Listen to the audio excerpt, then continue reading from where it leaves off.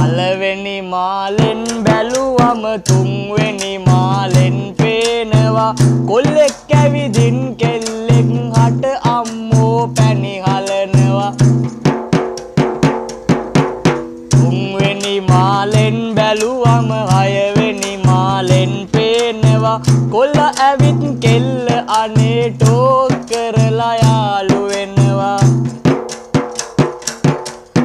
හයවෙනි මාලෙන් බැලුවම දහවෙනි මාලෙන් පේනවා කොල්ලයි කෙල්ලයි අම්මෝ ආදරයෙන් වෙලිලා වෙලිලා ලහවෙනි මාලෙන් බැලුවම අන්තිම මාලෙන් පේනවා කොල්ලයි කෙල්ලයි අයියෝ තරහ වෙලා යන්න කදලා තරහ වෙලා යන්න කදලා ගොඩක් අද කාලේ ආදර කතාවල තියෙන්නේ මෙන්න මේ වගේ සෝචනීය තත්ත්වයක්.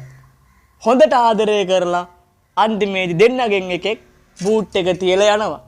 ආදරය කියන්නේ බොරුවක්. ඒක තේරුම් ගනි. ජයවා.